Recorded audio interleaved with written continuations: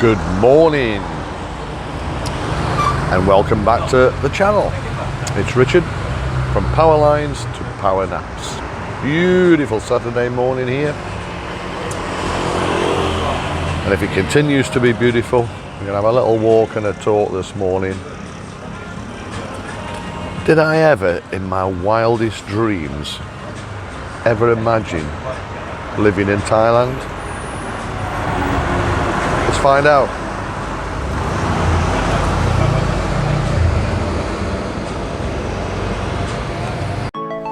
Hi, I'm Richard.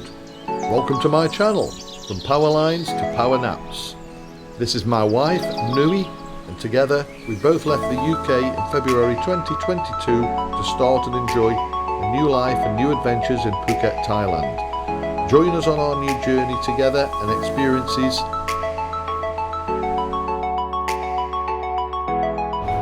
Sit back and enjoy. Welcome back. Well, I've had to postpone this little walk and talk. Beautiful morning this morning, gorgeous, and then the rains came again. More storms, and I got absolutely soaked to the skin whilst coming back from a shopping trip, so I had to go home, get showered, get changed. But now, beautiful. Blue sky, sun's back out. Great. But you know what? Again, behind me over the hill from Patong, it's looking very black again. Anyway, the question was, did I ever in my wildest dreams think that I'd ever be living in Thailand? And up to a few years ago, the answer would have been a clear no. I wouldn't.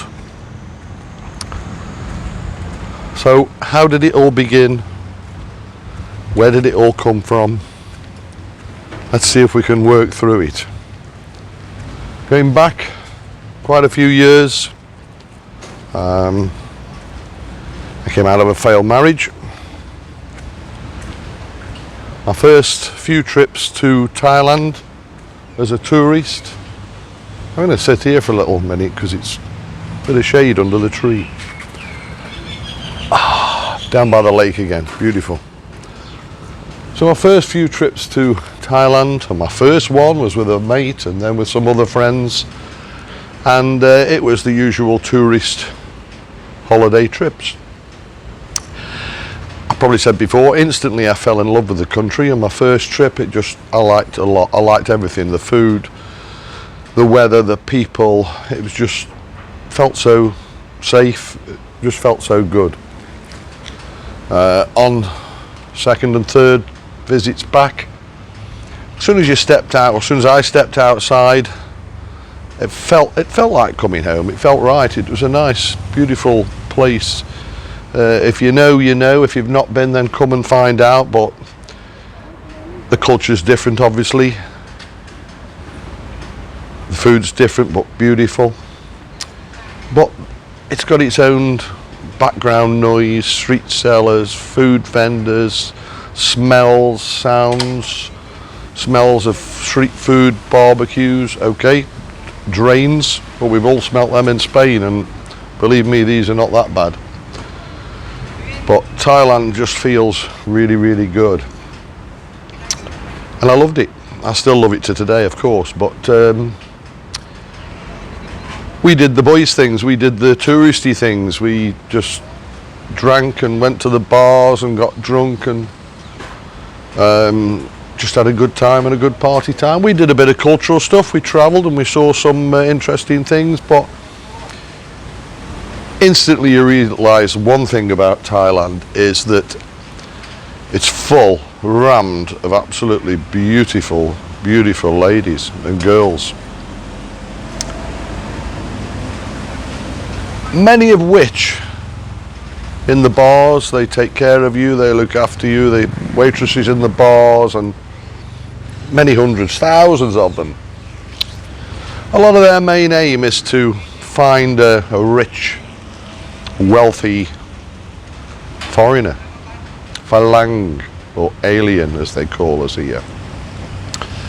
And some of their motives, a lot of their motives are not always what they initially seem until you get to know. And people can be hooked, people can be conned, and some people have lost an awful lot of money and still are doing. Now the bar girl scene is a subject and a topic maybe for another film or films, vlogs. So if any of you out there wish me to tell any true stories about the bar girl situation and some of the failed relationships or the cons with tourists, I can do that, no problem. I have many. Leave me a comment. Leave me a comment in the comment section. I'll see what I can do for you. For me, it was very, very quick to work out that I didn't want a Thai wife. I didn't want a Thai bride. I hadn't come to Thailand in search of the beautiful ladies to find a lifelong partner. It was instantly just too risky. It was like winning the lottery without buying a ticket. There was too many pitfalls, and again, some of them stories I can tell you at a later date. But for me, it was an instant no. So I was coming as a tourist, enjoying myself, having a good time with friends, learning different parts of Thailand, travelling. But for me, that was it. I was definitely not up for a long-term relationship or a Thai bride. How things can change, eh? But that's the story. So back in England, I'd been travelling to Thailand a few times, and it was a mutual friend back home who suggested there was a lovely Thai lady living in Crewe that maybe wanted to meet up and get to know and have a date. And it was suggested to me that I take this lady out on a date. Okay, we weren't in Thailand, we were back in England, so the date was set up, the date was arranged. And I went over to Crewe and met this young lady, and wow, she was a beautiful young lady, still is a beautiful young lady. And it was agreed I was going to take her out for a nice Thai meal, Thai restaurant in Crewe. And when we met and arrived, lo and behold, she brought 3 friends with her. Not 1, not 2, 3 friends with her. As she told me later, for security, blind date, she was nervous. Okay, fair enough. So I ended up taking 4 of them out for a Thai meal and paying for all of them. Such is life, eh? Not uncommon here in Thailand. One of the first things I noticed about Nui, of course it was Nui who I'd met that night. Okay, she was beautiful and very pretty, but she instantly struck me as a very intelligent and a very caring girl. Very. Her English was good. She'd lived in England for quite a number of years. Also a failed marriage. And we got on. We got on really, really well, and the dates became more frequent. And we saw quite a lot of each other. And then one thing struck me, and I think it's just human nature. There's a stigma of Thai brides and Western guys, especially older Western guys and younger Thai brides or Thai girlfriends. And I think it's only human nature, but I became a little concerned. What are people going to say? What are people going to think? Are they think I'm a dirty old man with a younger Thai bride? Not a massive age difference in our case, to be fair, but there's enough. And it's always at the back of the mind what people are going to say, what people are going to think, maybe what they're going to say behind your back. My family, my mother, God rest her soul, Mum, love you, think about you every day. My daughters, my grandchildren, my friends in the local village where we lived, where I lived. But you know what? I'd got nothing to worry about, because everyone I introduced to Nui, in the village, in the local bars, my family, my friends, they proved something else to me. That when anybody new met Nui in my life circle, instantly liked her. She was an instantly lovable, likeable person. And she got on with, and gets on with, pretty much everybody very quickly. She's such a nice personality. And you know what? She was accepted and integrated instantly. My daughters loved her, my mum loved her. She got to know my mum really well and took good care of her with me, and my brothers, my sister, my grandchildren, and she was just an instant hit. And there's me thinking I was not looking for a Thai bride or a Thai wife or a Thai girlfriend. But I didn't fall in love with this, a Thai bride or a Thai girlfriend. I fell in love with Nui, for who and what Nui is. A very loving, caring person. So my thoughts of coming to Thailand to meet a Thai bride or a Thai wife was a big no-no. And then look what happened back in England. Maybe it was fate, eh? Maybe it was meant to be. I guess it was. Our love for each other grew. She eventually moved in. We lived together in town, and we set the business up, Nui's Kitchen, which was hard. Neither of us were wealthy people. I think we both ploughed most of what we got, including time and effort, into creating Nui's Kitchen, which was, again, hard work, very hard work, but successful and worthwhile. Nui being an extremely clever person in the cooking side. So this is how it evolved, and of course we got married.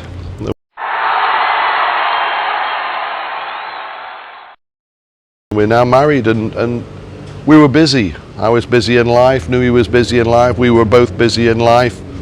We had our ups and downs. We're human beings. Every couple has their ups and downs. Stress of work, stress of business, stress over money, all sorts of stress. But you know what? Anytime I'm down, Nui rallies round, even now to today, rallies round and lifts me up. If Nui's down, I do the same. I raise her spirits and we lift each other up, and we're good for each other for that. We're a good team. As well as a good couple, we're a good team. And she now very often refers to me as her glue. So when things slip, or pressure of work, or pressure of whatever gets, she says I'm her glue that pulls and mends everything together. We're good together. So there was me falling in love with a Thai girl from England. How bizarre. And I stand by it to this day that, turning back the clock, if I was here some 10, 12 years later, faced with the option of getting a Thai wife or a Thai bride, no, it would not be for me. But I met Nui. I didn't meet a Thai bride, I met Nui. And that's who I fell in love with. And still in love with. A few years down the line, it was maybe pie in the sky, conversation, talk.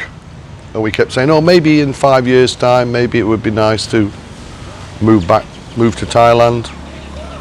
Every year that we were together, we always travelled to Thailand for a vacation, for a holiday, most years, and went to see a family, toured around various parts of Thailand, north, south, east, west, the islands, had some great times. Brought my eldest daughter over a few years ago for the first time. So we always, just check I'm not sitting on an ant's nest here. There's quite a few about. And we just remain busy. But it was always a discussion and an option that one day we may move to Thailand. which we had done.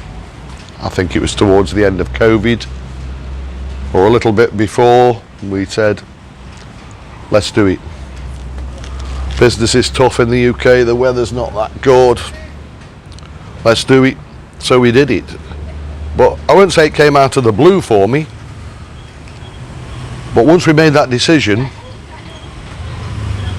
possibly in the October of 21, by February 22, we were here. And just around the corner into next new year, we'll have been here 2 years. So once we made that decision, things moved very, very quickly, and we had an awful lot of things to sort out and deal with. But come we did. And yeah, I live here now. Who'd have thought it? And I love living here. I think in life, wherever you are at the moment, you are in the position that you're in, or we're in the position that we're in because of the decisions that you've made through life. It's okay, some people might say, oh, if I had my time over again, I wouldn't have done this, or I wouldn't have done that, or I'd have changed this, I'd have changed that. I wouldn't have changed a thing, because through making some decisions, some good, some bad, making a few mistakes in life, everyone makes a few mistakes in life, leads you to a new direction. And every change is another curve and another direction in the path of your life.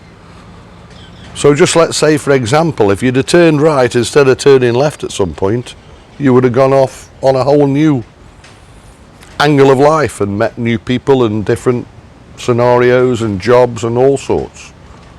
So the path that you do choose to live your life leads you to where you are today. And I fully understand that if I'd have done anything different in my life as regards choices, decisions, I wouldn't have met Nui. I wouldn't be here now, happily married to her, living in a beautiful kingdom like Thailand. And that's basically how we met and how we got together and how we ended up living here. Still working hard, still getting a few problems, still get a few stressful situations, as you do in life. That's life. When I came to live here, I think it's something I thought about before. When I thought I'm going to come here, I don't want to just come here, lie on the beach in this glorious sunshine, or sit in the bars, drinking beer, eating chips, scratching my arse. I wanted to do something and make it part of life. As you know, I'm limited to what I can do in Nui's business, but I'm still active. I took up YouTube. It's still growing. Thank you for watching. Thank you for subscribing. It's something to do. It's interesting. You've got to do something.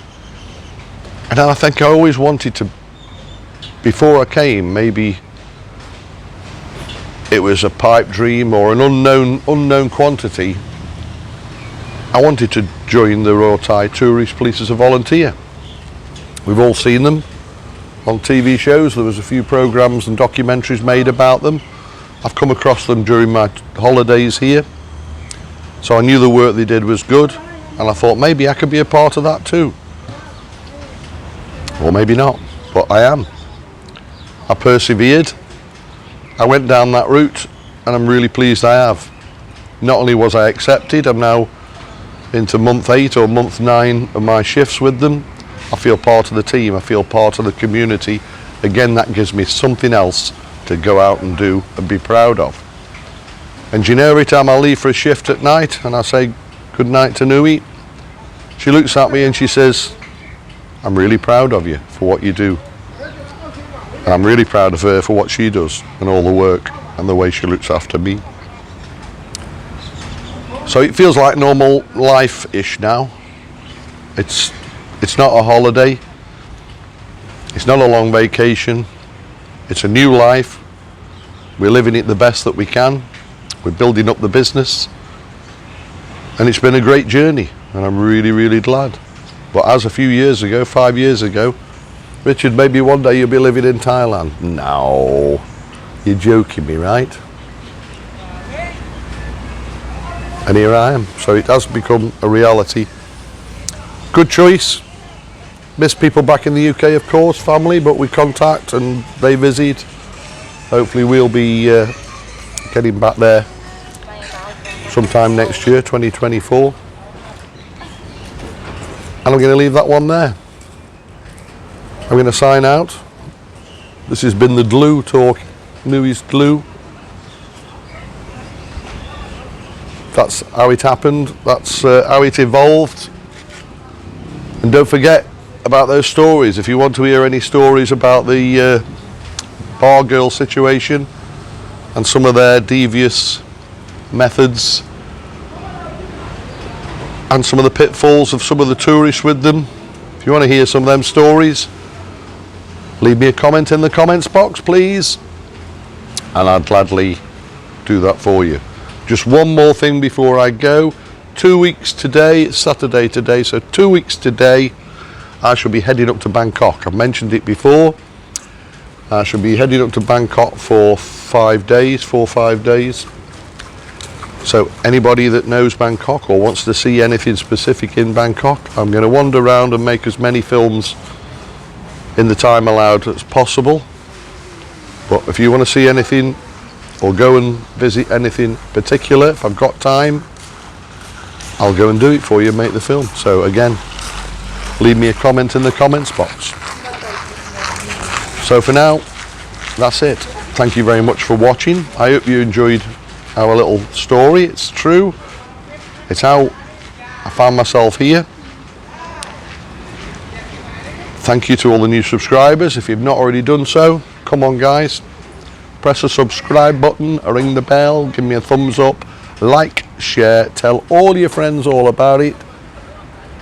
This is me sitting down by the lake in Caron, looking up to my right, still some very black clouds. Looking to my left, let's turn the camera, looking round to the left, over the Andaman Ocean.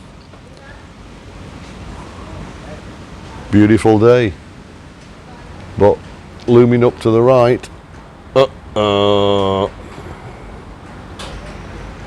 maybe yet another storm. Thanks again for watching. Until the next time, I'll catch you very, very soon. Take care. Goodbye from now. Or goodbye from me.